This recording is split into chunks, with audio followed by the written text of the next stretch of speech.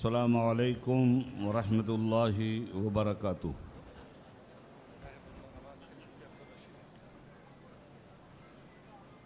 نحمدہ ونصلی علی حبیبہ الکریم۔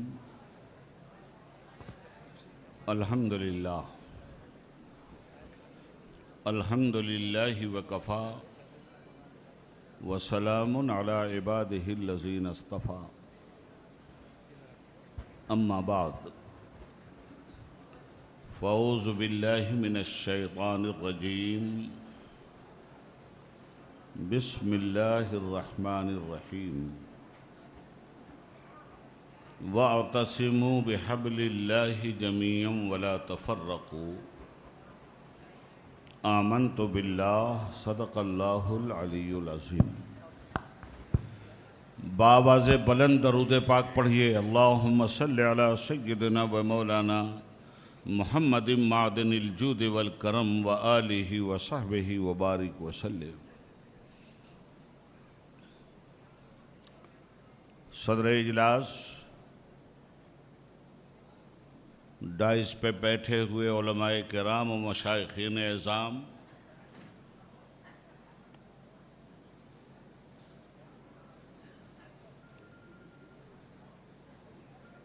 اس تاریخی عظیم الشان اجلاس میں دور دراز سے،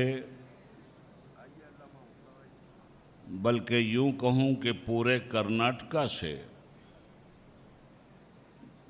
سارے کرناٹکا کے امن پسند شہریوں کی نمائندگی کرتے ہوئے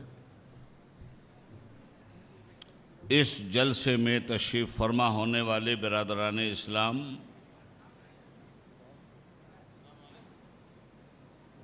حاضرین مجلس،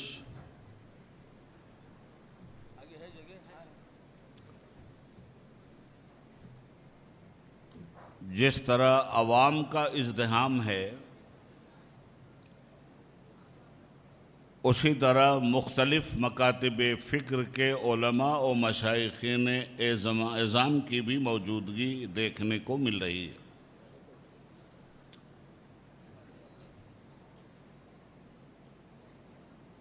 آج جو خواب ہم لوگ دیکھ رہے ہیں، اتحاد امت و ملت کا، یہ خواب ایک صدی پہلے اس ملت کے بہت بڑے درد مند عظیم رہنما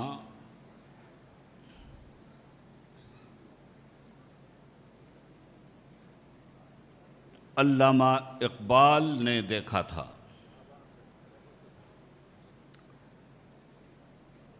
ان حالات پر ان کی نظر 100 سال پہلے تھی، اور اپنے دور میں اتحاد امت کے نقیب اور ملت کے حکیم کی حیثیت سے جتنے نسخہ جات انہوں نے لکھے، آج ان نسخوں کو استعمال کرنے کے بجائے ملت نے گلے میں لٹکا کر گھوم رہی ہے۔ انہوں نے فرمایا تھا، ایک ہو مسلم حرم کی پاسبانی کے لیے، ایک ہو مسلم حرم کی پاسبانی کے لیے، نیل کے ساحل سے لے کر تا بحد کاشغر۔ ملت کے اس مسیحا نے اپنے جس درد اور کرب کا اظہار شکوہ اور جواب شکوہ کے تھرو کیا ہے، انٹلیکچوئل لوگ، دانشور حضرات اسے اچھی طرح محسوس بھی کرتے ہیں اور واقف بھی ہیں۔ قلیل کہا جاتا ہے۔ یہ ملت کے دردمند اور دانشمند ہلکی موج مگر ایسی جس موج پہ دریا ناز کرے۔ اپنے خطاب میں تمہیدی طور پر آپ کے سامنے رکھا تاکہ آپ کی یہ سمجھ میں بات آئے کہ بدنصیبی سے اختلافات صدیوں سے ہماری زندگی کا حصہ بنے ہوئے ہیں۔ اللہ جانے وہ خوش نصیبی کا دور ہم کب دیکھیں گے۔ ہم جانتے ہیں کہ اختلاف انسان کی فطرت میں موجود ہے اور اختلاف کرنا چاہیے۔ اختلاف انسان کے نیچر میں ہے اور نیچر سے بغاوت نہیں کی جا سکتی۔ ممکن ہے کہ ٹل جائے جبل اپنے مقر سے، لیکن کبھی تبدیل جبلت نہیں ہوتی۔ تو نیچر میں جب اختلاف ہے تو وہ نمایاں بھی ہوگا، مگر اختلاف کے سلسلے میں دو نقطۂ نظر ہمیشہ ہمارے حاضرین اور سامعین اور دانشمندوں کو رکھنا چاہیے کہ ایک اختلاف برائے تعمیر ہوتا ہے اور دوسرا اختلاف برائے تخریب ہوتا ہے۔ تو جو اختلاف تفریق کے لیے ہو، تخریب کے لیے ہو، اس اختلاف سے ملت کو نقصان پہنچتا ہے، اور جو اختلاف تنقید برائے تعمیر کے لیے ہو، اس میں ملت کی کمزوریاں ملت کے معاشرے سے باہر نکلتی ہیں اور ملت کے اندر خوبیاں انہی جگہوں پہ جڑ پکڑ لیا کرتی ہیں۔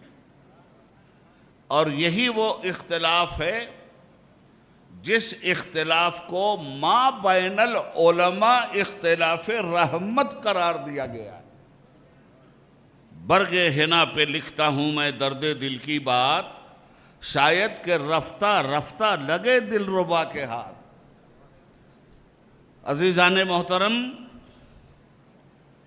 اختلاف کہاں نہیں ہے؟ کوئی ایسی چیز نہیں جس میں اختلاف نہ ہو۔ آپ یہاں تشریف فرمائیں، میں آپ کے کپڑوں میں اختلاف دیکھ رہا ہوں،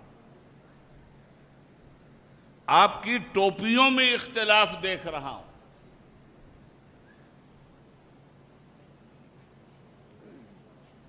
اور گھروں میں کھان پان میں بھی اختلاف۔ ایک بھائی کو ویج پسند ہے تو دوسرے کو نان ویج پسند ہے۔ تو یہ اختلافات جو ہیں، کیا آپ اس میں کبھی لڑے؟ گھر ہی میں نان ویج کھانے والے بھی ہیں اور ویج کھانے والے بھی ہیں۔ ایک ویج سے پرہیز کرتا ہے، دوسرا ویج کو استعمال کرتا ہے، مگر کیا آپ نے کبھی اس مسئلے پہ جنگ کی؟ اور آگے چلا بڑھتے ہیں، اور اختلاف امت رحمت کیسے بنا ہوا ہے وہ بھی دیکھتے ہیں۔ یہاں جتنے لوگ تشریف فرمائیں، ان میں اکثریت حنفی مسلک کے مسلمانوں کی دکھلائی دیتی، مگر ایسا نہیں ہے کہ دنیا میں صرف حنفی مسلک ہی پرورش پا رہا۔ دنیا میں شافعی مسلک بھی پوری شان سے پھل پھول رہا ہے۔ دنیا میں مالکی مسلک کے متوالوں کی بھی کمی نہیں، اور دنیا میں حنبلی مسلک کے فدائیوں کی بھی کمی نہیں۔ مجھے آپ یہ بتاؤ کہ ان مسالک میں جتنے اختلافات ہیں، وہ فروعی اختلافات، جزوی اختلافات ہیں یا بنیادی اختلافات؟ اعمال کے اختلاف الگ حیثیت رکھتے ہیں، عقیدے کے اختلاف الگ حیثیت رکھتے ہیں۔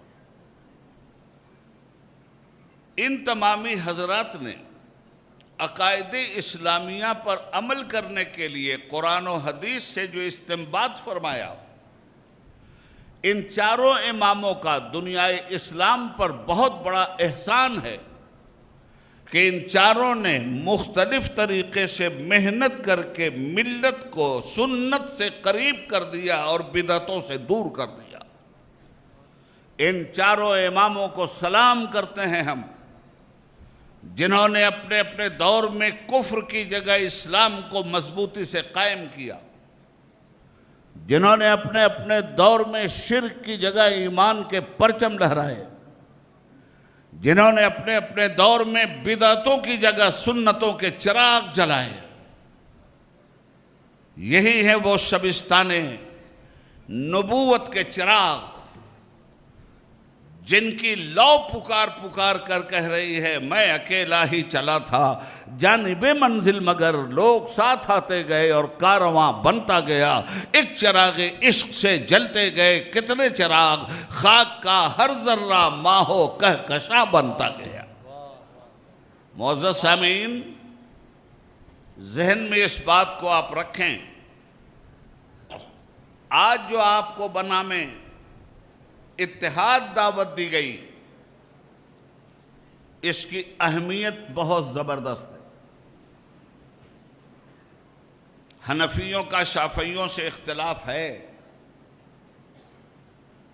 چاروں اماموں کی فقہ میں یہ دانشور حضرات بیٹھے ہیں، پوچھیں آپ ان سے، زبردست اختلاف ہے۔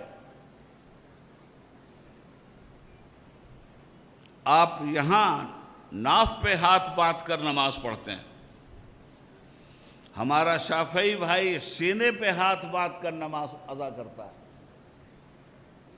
مالکیوں حنبلیوں کے دوسرے طریقے، مگر ہم چاروں کو برحق کہتے ہیں۔ اختلاف کے باوجود کوئی تو نقطہ مشترک ایسا ہے جہاں ہم متحد ہو کر سب کو بہتر کہتے ہیں، ورنہ نماز کے مسائل میں اختلاف ہے، قرأت بالجہر میں اختلاف ہے۔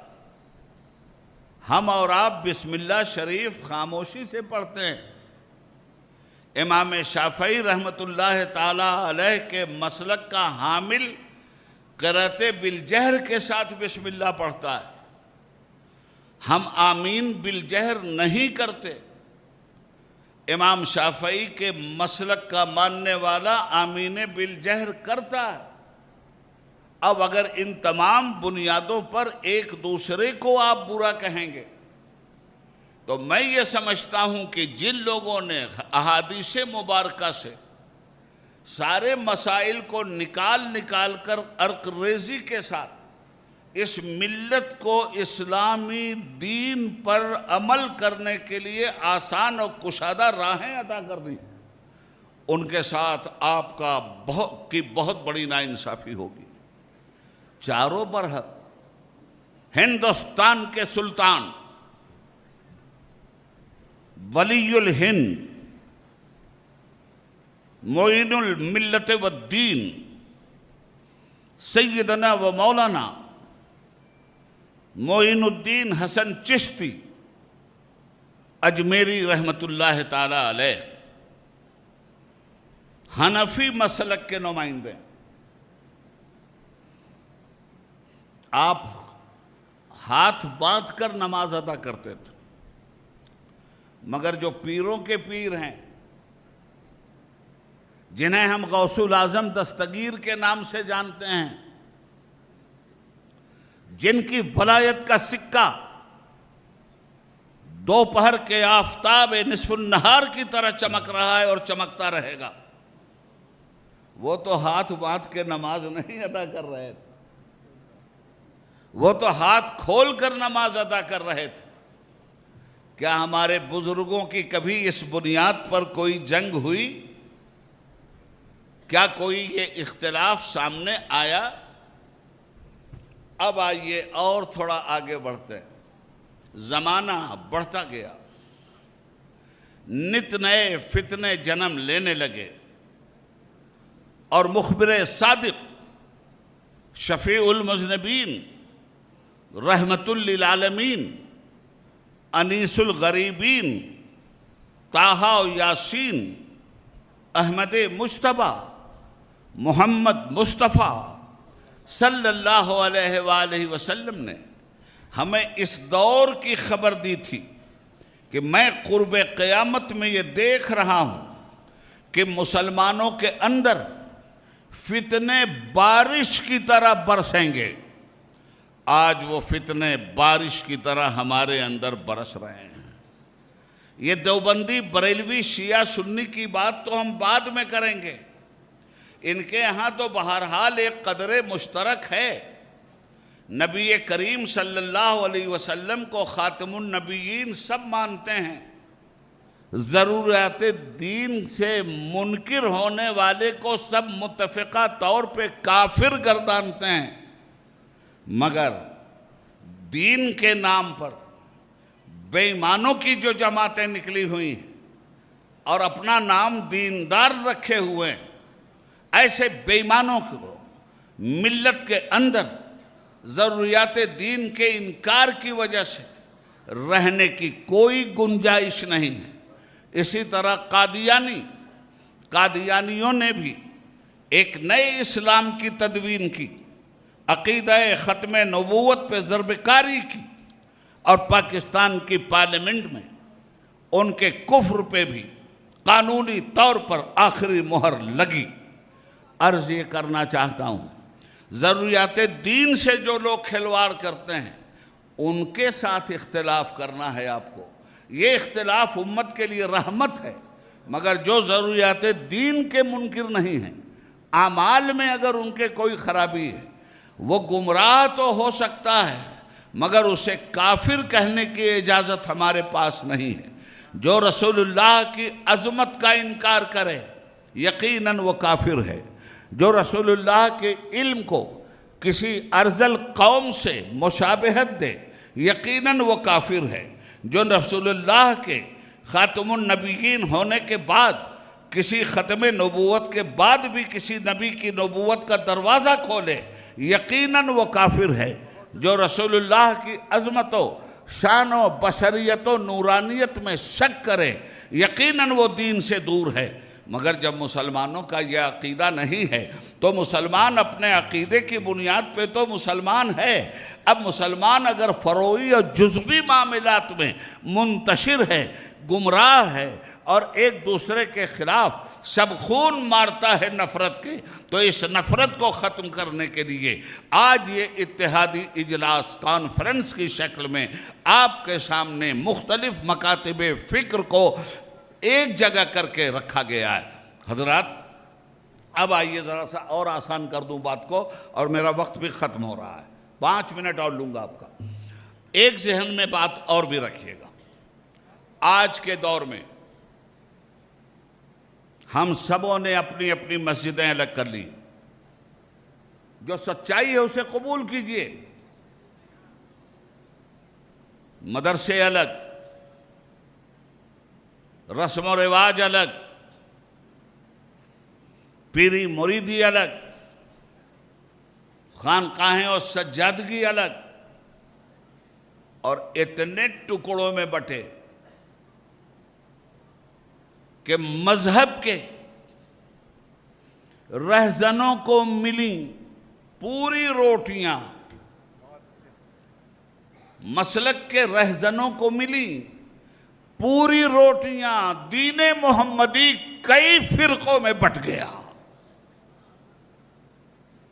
لعنت ہے ان لوگوں پر جو اس دین کو بانٹ رہے ہیں۔ اللہ کا حبیب، زخم خوردہ انسانیت کا طبیب، ایسے کلمہ پڑھنے والوں کو کبھی معاف نہیں کرے گا جنہوں نے اس کی امت میں رکھنا ڈالا اور اس کی امت کو صرف اپنی ہوائے نفس کے لیے استعمال کر ڈالا۔ حضرات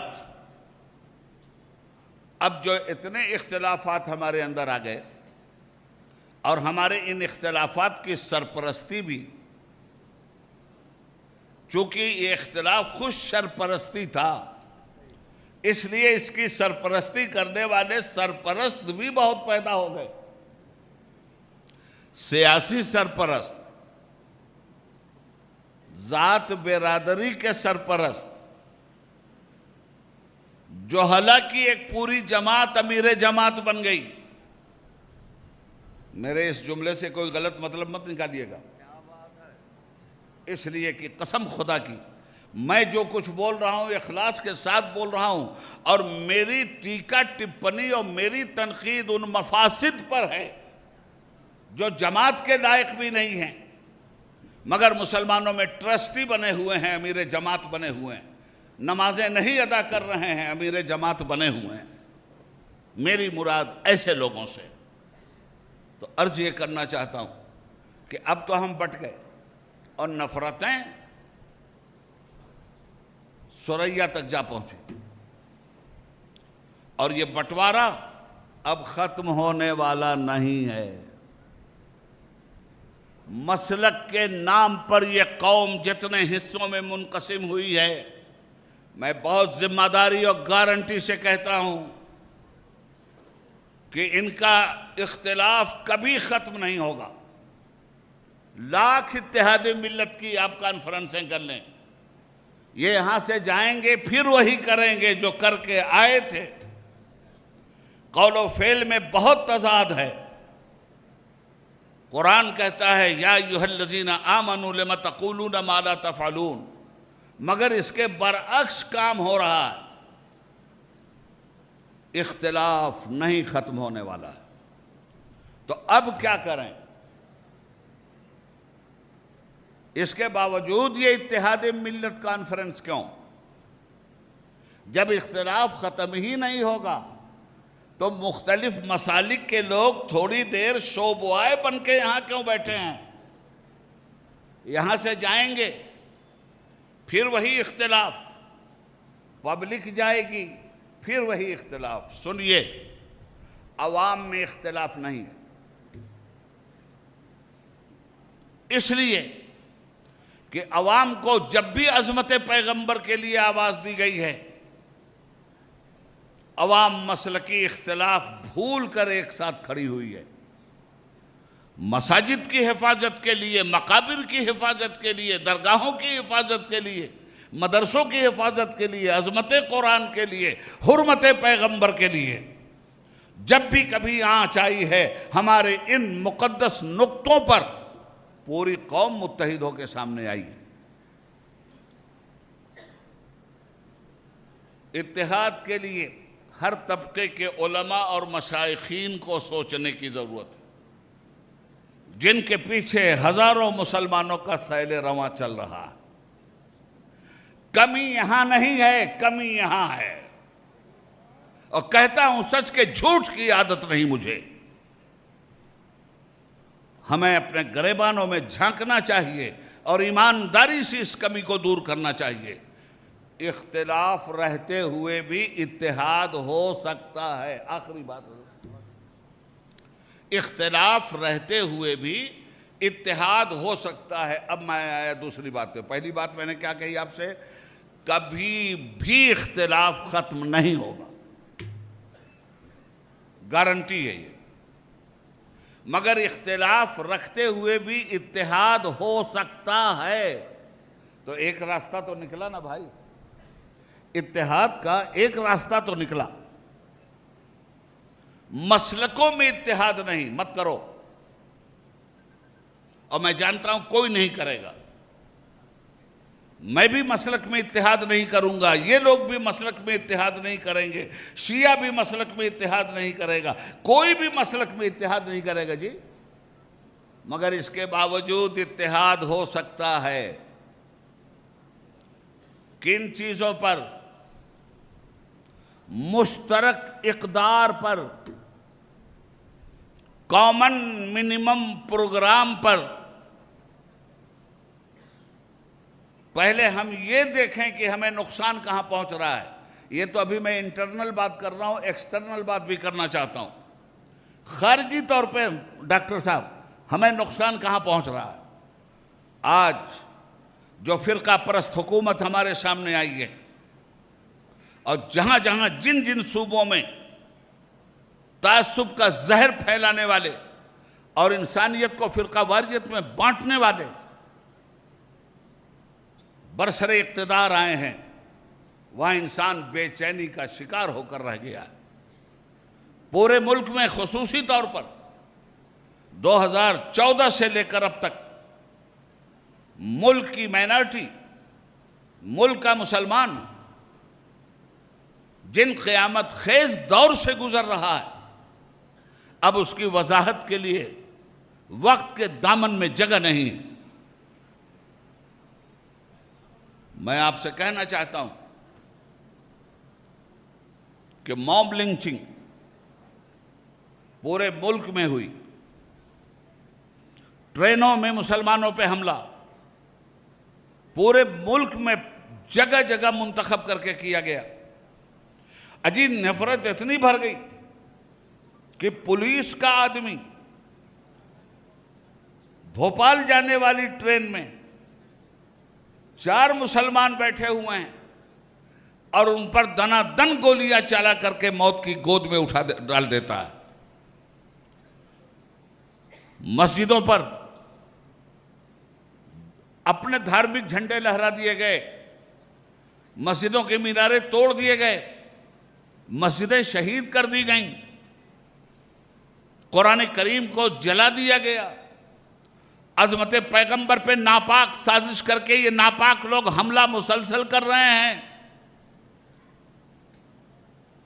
تو کیا اس کے باوجود بھی غیرت ایمانی کوئی جوش نہیں مارتی کہ ہم اس کے تدارک کی راہ نکالیں؟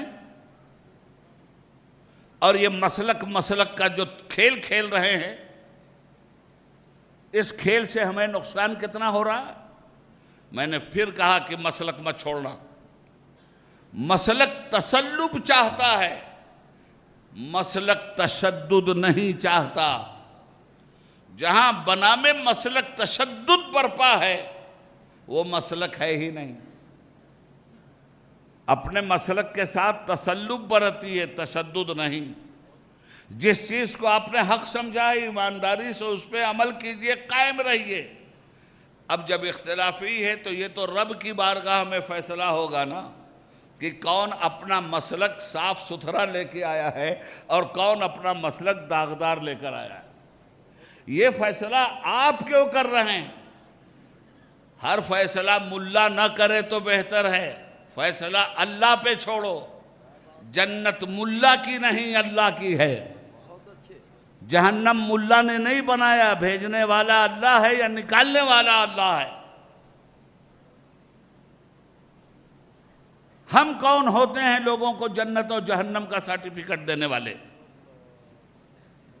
آج ہم اس بے چینی سے گزر کر آپ سے بات کر رہے ہیں، تو جب اتنے قیامت خیز طوفان سروں کے اوپر سے گزر رہے ہیں اور مسلمانوں کی کشتی دریا میں نہیں ہے۔ اے بھائی، بھائی